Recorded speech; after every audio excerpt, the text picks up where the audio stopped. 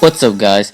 This is TopTierYugioh. I'm Antoine Steele. I'm here to bring you some Zefra Duel videos today. We're going to be going against Nekroz. This is the deck we're going to be using. It's the same as the one that I profiled about a week ago. I'm going to put the link to that up here. And the only difference is that I'm using Ghost Ogre Snow Rabbit instead of Effect Veiler. And the reason I made that change is just so I have something to do turn 1 against Cleafort. If they go first with that Tower's Turbo, I'm not trying to lose to the tower so quickly. So I got to have an answer to that. And then now you guys get a chance to look at the side deck as well. I'm not actually going to side in these duels because I want to show you what Zefra does against Nekroz, not what my side does against Nekroz. Because if I side, it's not really going to be a good representation of what the deck does by itself. So that's all I'm going to show you for today. So let's get into the first duel. And let's see, let's look at this hand. So we have 2 Oracle, Bryo, Zefra Naga, and Tsuani. So this is pretty much exactly what we want. You usually want a way to get a Zefra New, or having Zefra New itself, then having 2 scales, and then at least or less than 1 normal summon. You don't want to have too many normal summons, because against Nekroz you want to be able to play handless. You do not want to get trished, so it's pretty much a game to grind them out. So if you don't have any cards in your hand, they can't activate it, so this is perfect. So they're going to go ahead and summon the Senju, use that effect, get Clausulus, Kaleidoscope, and I'm assuming he's going to go for a Unicorn play. He summoned Senju, so why not? So let's see. Yep, he's going to send the Herald of the Arclight, summon Unicorn. So let's count cards. I have 1, 2, 3, 4. I have 6 cards, and he has 7. So if he can't go into Exciton, because if he does, we'll have the same number of cards. So Exciton's not an option right now. So the only rank 4 that's really worth is Castel.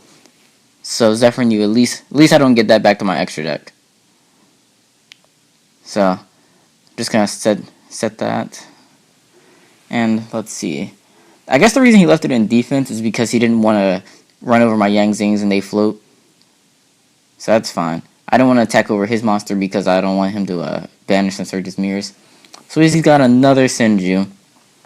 This time he's gonna send the Quasar to summon a Valk and a Unicorn. And he goes for a Dweller. Dweller is maybe the only extra deck monster that this deck is really worried about because of the Yang Zings. But fortunately, I had the creation, so even though I don't get the Yang Zings effect, I'm still going to be able to get monsters out of my deck. So that's fine. So he just swings over everything. Saved my life points, so I don't really mind it. So he's going to draw a few cards and pass turn. And I draw exactly what I'm looking for. Zefra New, best card in the deck. Pendulum summon that. And I already have an Oracle face down. I already have creation, so I might as well just get a Divine Strike. Make me good later. So I'm going to go ahead and flip my Oracle, get a Thubin.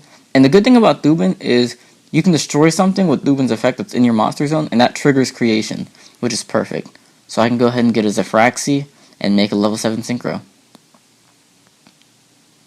So here I actually make the mistake of summoning Clearwing Synchro Dragon. I should have made a Yazi. Clearwing is only good for, stopping Trish, really.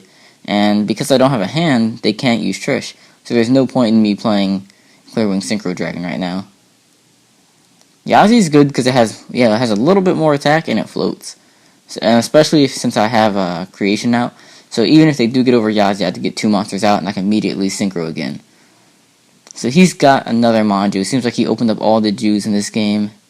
So he's going to play Cycle with the Shrit he just searched and get back Valkyries. And it looks like he's going to do just what I was thinking. Just, run over Clearwing Synchro Dragon. Now, fortunately, I do have creation, so I can just keep going like that. And, so now I've got Tsuani. I can just run over Manju.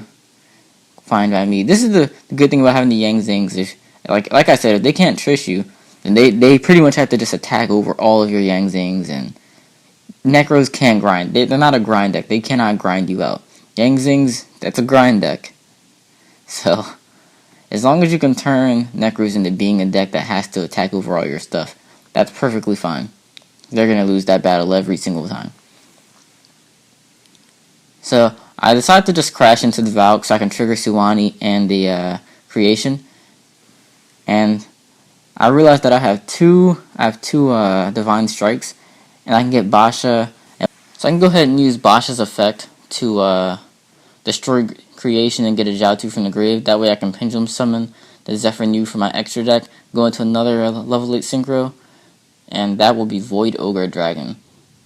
And I usually don't try to make big plays against Nekroz, I just want to grind them out for the most part.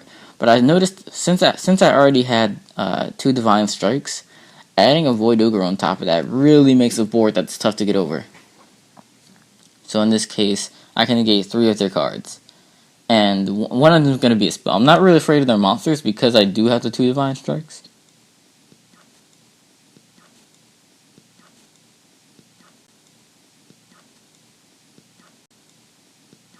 So I'm going to go ahead and try to summon a Briar. And yeah, that's getting negated for sure. The only monster I'm really worried about is Unicorn because that doesn't activate an effect. So he can summon Unicorn, and then, like, if I let that go through, if I let the summon of Unicorn go through, then he can just do whatever he wants. And I definitely don't want that to happen. So when he gets the cycle and discards Unicorn for Shrit, I'm thinking he's going to use the Shrit to get back the Unicorn. That's definitely a possibility, or the Bryo. But either way, I don't want either of those on the field, per se. Especially not Unicorn. So I'm going to just go ahead and negate that, just in case. I can't be too careful, but I can because he has the Preparation of Rites. So he's going to go ahead and add the Gungnir and the Kaleidoscope. And then now he's going to use the Kaleidoscope and the Shrit to summon Gungnir. But fortunately, I do still have the Divine Strike. I'm sure he didn't expect me to have 2, but I do. So he's going to go ahead and activate Gungnir. I'm going to negate that, and that pretty much ends this duel. I mean, he only has 2 cards left, and he's used all 3 ritual spells this turn. Next turn, I just draw my Jiao 2, summon it, go into another level 8 synchro, put up the damage on board. Wanted to save you guys the time from having to watch the beatdown. But this is how you play Nekroz. You can't really try to outplay them, you just gotta grind them out. So let's pull the curtain on that one and go to the next one. So this is going to be game 2, and let's take a look at this hand. Again, this hand is pretty okay. We've got a Zefra and Yu, we've got a bunch of scales, so that's perfect. No normal summons. That's the best thing. The most important thing about this deck against Nekroz is not having normal summons, because those normal summons are going to be what gets stuck in your hand, allowing them to trish you. And again, if they can't trish you, it turns their whole deck into just like a beatdown deck. So he's going to go ahead and go for a rank 4 play. This is actually a little similar to last format when they had the first turn Emerald Valk play. Except now you don't want to waste your Shrit summoning Valk turn 1. So he's just going to go for an Emerald and cycle through his deck. And that's fine. So he's going to set 1 pass turn. I'm not really worried about that back row. It's Nekroz. What back row do they even play, you know? So I draw into a Reinforcement of the Army. Even better. Just do all my searches right now. Pretty sure he doesn't have any outs for any of it. Unless he plays Mistake, but yeah, no way. So I'm going to go ahead and summon the Neb. And let's see what he does. Let's see. Yeah, it's an MST. So that's perfect. I mean, perfect way to bait out the trap card. So now we're going to go ahead and play Oracle. And we're just going to kind of pendulum summon everything. And this is a reason why you don't pendulum summon the scales playing against Zefra, because there's so many scales. There's so many ways to get scales.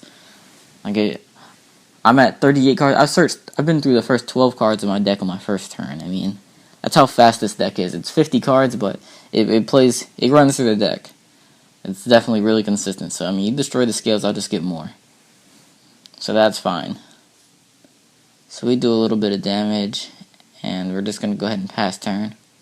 He can't really do much with his hand. There's no extra deck monster that he can summon. No rank 4 that really strikes fear into the heart of me right now. And then none of his monsters do either, because I mean the best thing he can do is summon of Trish or Valk and run over stuff. And that's fine by me if you're summoning your Trish or your Valk to run over stuff. So he's going to go ahead and search the Valk, and I can't really do anything about it. I'm going to maybe try to go for an Xyz and see if maybe I can draw anything off Oracle's effect to do something about it, but I don't really think there's anything in deck even that, you know. But let's find out. I draw a Zefra Thubin, and like I said, that's useless at the moment, so I'm going to go ahead and discard that, set Suwani, and try to attack, and he's going to do exactly what we expect. He go ahead and Valks. But again, that doesn't solve the problem. We're in the same situation where he can't really do anything. There's nothing in his extra deck that's going to hurt me, and there's nothing he can summon that's going to hurt me either. So he's just going to summon a Trish and attack 101. I mean, what else could he do? So we're going to go ahead and use Yazi's effect to destroy the Trish, and creation triggers. We get Chi-Win, summon Armides, just in case there's another Valk, and we're gonna go ahead and finish this game up. Yeah, so even if he has the Valk, I'm gonna get at least 2,300 in. Then he can Valk the second monster, but yeah, it's whatever. Again, it didn't make any difference because when you don't have a hand against Nekroz, it really limits what they can do. So let's go ahead and move into the third duel. Let's look at this hand, and we've got a similar thing. I mean, you'd be surprised how much I open like this, where you have 2 scales and a way to get Zefra and Yu, 1 or less normal summons. This is the way I've built the deck. I've done so much testing before to keep the ratios consistent and not having too many normal summons, so when you play against Nekroz, you can have hands like this every single time. So we're going to go ahead and set our scales, summon our Zefra and Yu, and we've got an Oracle, we've got a Creation, so let's go ahead and get a Divine Strike as well. So he's going to go ahead and summon the Sinju. I swear this guy gets Sinjus every single time. I'd rather play them without the Jews, but you know, it's whatever. So he's going to go ahead and make all his plays and end up summoning a Unicorn. The order in which he did things was a little funky there, but I mean, ultimately I know what he's doing, so that's cool. I guess he meant to get Unicorn instead of Bryo. So he's actually going to Exoton Knight me this game. So let's see. That's fine. So Tsuwani and Zefra and Yu trigger, summon a Zhao 2, and he can't get over that. Now the problem with this is if he can Trish, he could have Trished me right here, and it would have been game over just immediately, but I guess he didn't have it, and sometimes that's the choice you have to make when you do have a Zefra and Yu in the field. If they attack over it or destroy it somehow and triggers the effect, you have to be sure that they can't Trish you, so you check their graveyard, things like that. You don't want to lose to a Trish, and if they Exoton then Trish, it's outright game, just no chance. Because you're going to lose everything on your field, you're going to lose everything in your hand, and then you're also going to lose your graveyard resources, which would be whatever Yang Zing they probably destroyed. So if they Exoton you and you just have Zefra and Yu, then that's fine. But if you're going to have something on hand and field, then you got to be really careful about that. So we go ahead and draw into a scale, which is perfect. I'm thinking I can just set my scales and then pendulum summon, but he has the Vanity's Emptiness, and I thought this game was over, but I get lucky and top deck exactly what I need, an Armageddon Knight, so I can send the dragon. So I go ahead and activate my Yang Zing path, and let's see. I'm going to go ahead and summon the dragon. Summon the Armageddon Knight to send the dragon, which will destroy Vanity's Emptiness. And then now I'm free to pendulum summon everything that I've been saving a ball game. Let's just go balls out, balls to the wall, summon everything. So now we're going to use the Firaxi's effect to make Zefra core a tuner, and then Zefra and Yu's effect is going to trigger as well. So we're going to go ahead and search a creation, because that's just what we do. Creation's too good not to have. You want to turn them into a beatdown deck and then summon creation, so we plus off of it. Synchro into a Yazi. And I'm thinking I can maybe destroy Zefra and Yu to destroy Valk, but I figure it might be better just to Raigeki it, just so I have Zefra and Yu in the field in case they have a comeback play. I want to have a monster that floats aside from Yazi. So we're going to play the Raigeki and just attack directly and pass turn. So on their turn, they're going to banish their things, search their mirrors, of course, and he's got another Jew. He summons the Manju, gets Unicorn, and discards Bryo for Valk, summons them both off of a Kaleidoscope. And I guess he forgot this. Did he send the Quasar? But it doesn't matter. He's going to go into a Dweller, but I think he changes his mind. He looks at my field, I guess, and he realized the only thing that triggers in Graveyard is Yazi, and I have Creation too. So I guess, again, the next best thing is Castel. Get Zefra and Yu off the field. You don't want that in my extra deck, so I can just... Zefra and Yu is maybe the best card in the deck, just because it keeps coming back and it keeps getting pluses. So then now he's just going to try to attack over the Yazi. Of course, I'm going to play the Creation. So both of those effects trigger. So let's go ahead and get a Tsuwani and a Zefraxi. And Zefraxi, we're going to make Tsuwani a tuner. So now we can go into another level 7 right now on his battle phase. 3,000 attack, Clear Wing Synchro Dragon. Perfect. Get Zhao 2 on top of the deck. And what can he do? Not much. Attack over a Pendulum monster I can summon again. Probably should have attacked over Armageddon Knight. But I guess it doesn't really make too big of a difference. So what I should have done actually is I should have attacked the Armageddon Knight into the Castel. So Creation triggers, I can get a Zefra and Yu for my deck and then sync for like a Basha and just spin his whole field maybe. But I didn't. That would have been the best play. and he has another Jew, so he summons the Senju and goes to play a Decisive Armor. I did not see this coming. Seriously, I just had no idea he was going to summon Decisive Armor. That wasn't even in my head. So he just attacks over Clear Wing Synchro Dragon. That seems to happen a lot, but it is cool. So I'm going to go ahead and summon the Beyond because I want something that can give me a little defense. Because Beyond summons another Yang Zing in defense, so that's perfect. Get a Chi win. Keep summoning monsters in defense, pretty much. And I will get Zefra and Yu because that's what we want.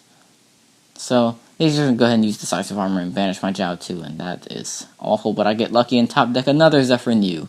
So we're going to go ahead, play that Oracle, get a Zefra Tubin, play it, and that triggers creation. So we're rolling now. He's only got 3,800 life points left, so we may be able to finish him off this turn.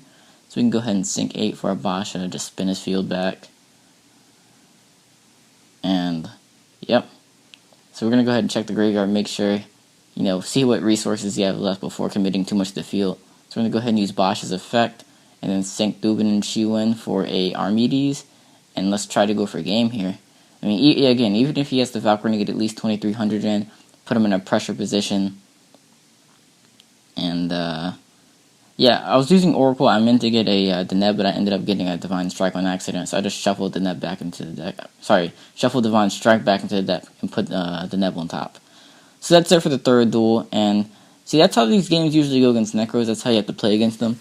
You have to play without a hand, because if they don't have a hand, it turns all of their monsters into just beat sticks. They don't have any monster effects in their deck that are really that good, except Trish. Valk is good, but it doesn't get over your field. Trish is good, but they can't use that if you don't have a hand. Gungnir has a cost, so that's obviously disadvantageous. And then, from the extra deck, the only thing you need to be worried about is Exciton. And Exciton is fine because all your monsters float for the most part. You just have to be careful about Zefra and Yu getting cards back to your hand because that leaves you open for Trish. And then Castel because they can get around things that float. Alright guys, thanks for watching. I just made a Google Plus and a Tumblr, so please check them out if you get the chance. On Tumblr, I'm actually going through the next set, Clash of Rebellions, and reviewing most of the cards and archetypes that are coming out in that.